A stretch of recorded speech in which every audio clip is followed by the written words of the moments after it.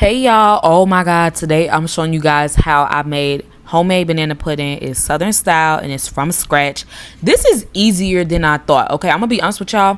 For the last couple of years, I've always done banana pudding recipes using boxed jello pudding. And I eat both. I ate both growing up. Okay, so I ate it where it was like a custard, like in this video, and it was completely made from scratch, no box. And for years when I was doing catering and selling plates, I was eating it made from the jello vanilla pudding or banana pudding box. I like both, but I will be honest with y'all, this recipe made me a believer in always making it from scratch because I could taste the difference. I'm gonna just be honest. I'm gonna be honest, okay? And if you're somebody that doesn't like bananas in your banana pudding, I know some of y'all gonna be like, that don't make no sense. The girls that get it, get it. I don't like no mushy freckle banana in my stuff either. You're gonna love this recipe, okay? So stay tuned and let's get into it.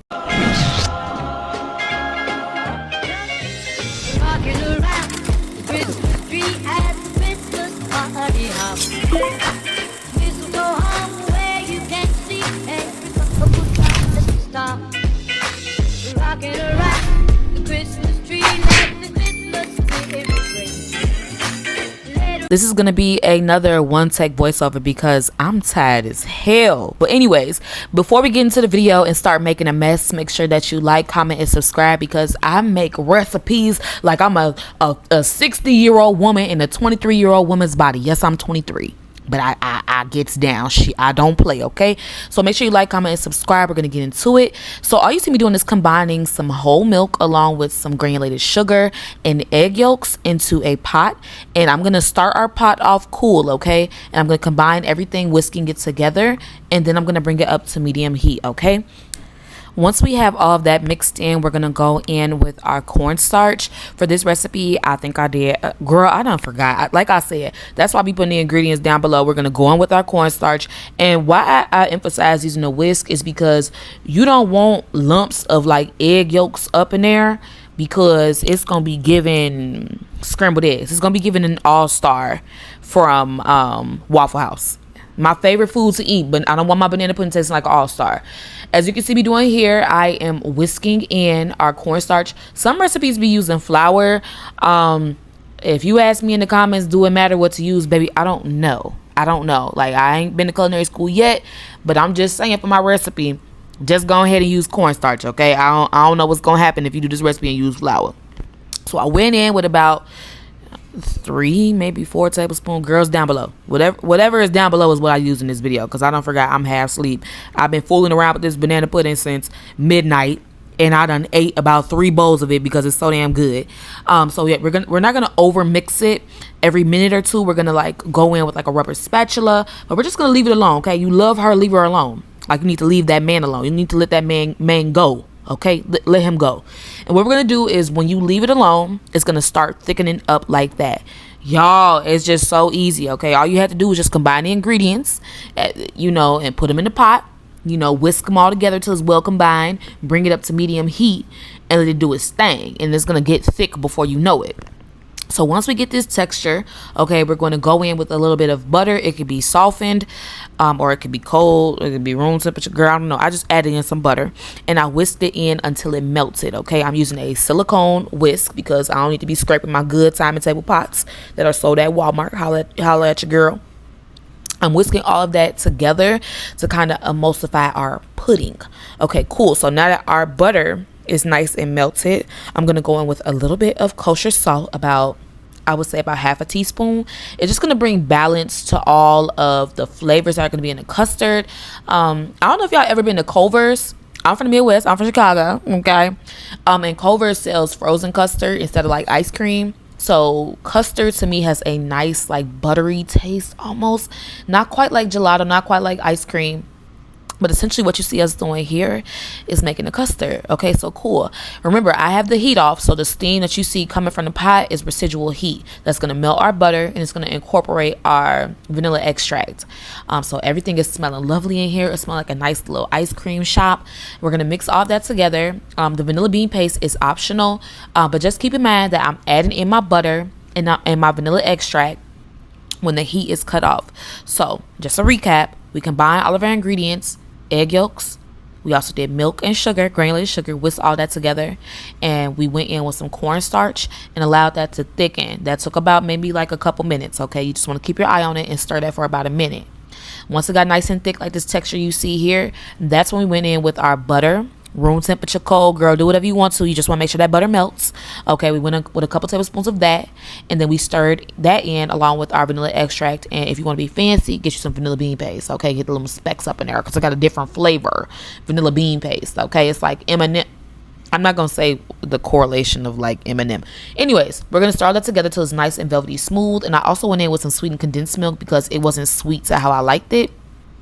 But girl, do your thing. If you want the custard to have a banana taste, go on with about a teaspoon of banana flavoring or banana extract. Chef's kiss. Maybe like half a teaspoon because I don't know how it would taste. But yeah, you can add in banana extract. We're going to pour that into a large mixing bowl. I like to do a clear mixing bowl because I like to see what my pudding is doing.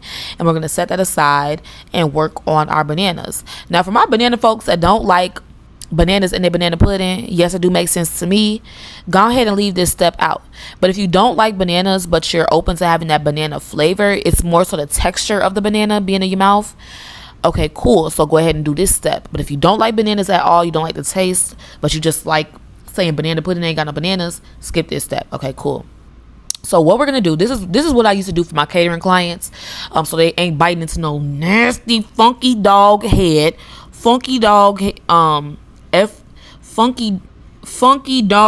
dog head slice of banana in that banana pudding, because that's just gonna ruin my whole night. If I came over for Thanksgiving and I already gotta hear y'all telling all my business, I'm gonna be so mad if I bite into a slice of banana and some banana pudding. That's just how I am. I love banana pudding, but I don't like the bananas. So I just took 2 bananas, okay, and I attempted to mash it with a fork. Like, why am I doing this? I like hard things, apparently.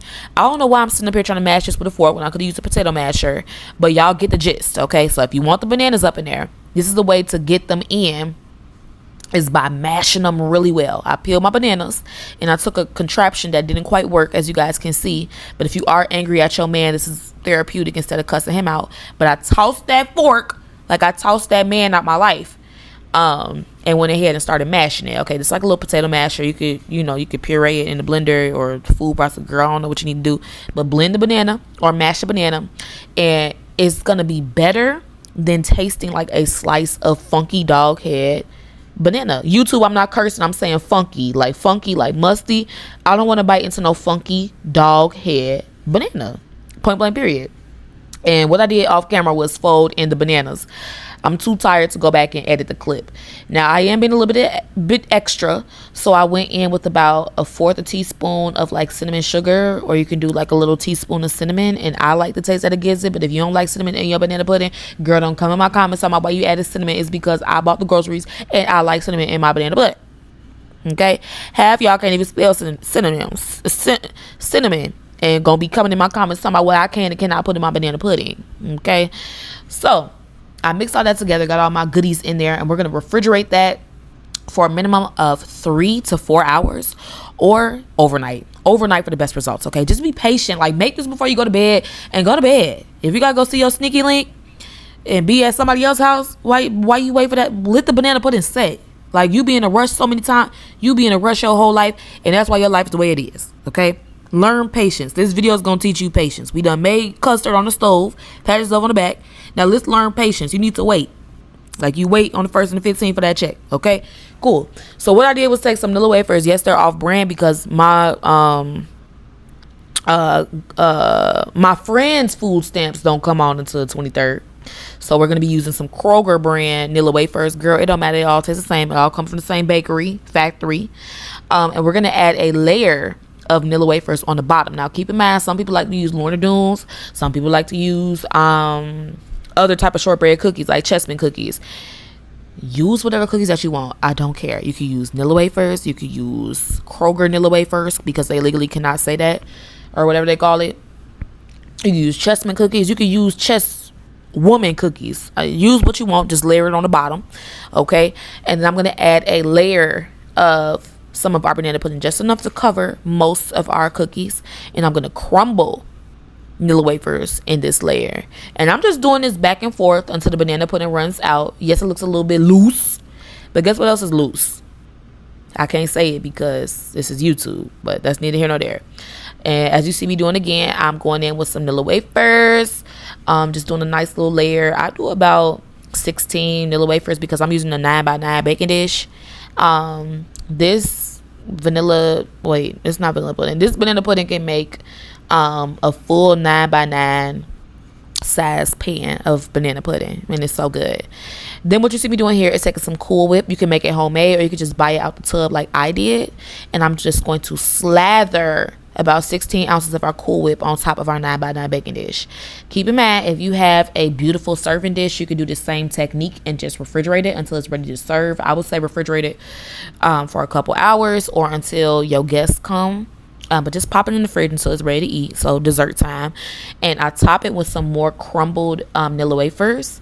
And I also put on some chessman cookies on top, about 12 of them, 9 or 12 of them. Now, after I refrigerated it, I dug right in, and y'all, so fat. Just imagine this with like some salted caramel or caramel, what y'all call it. I don't know how y'all pronounce it.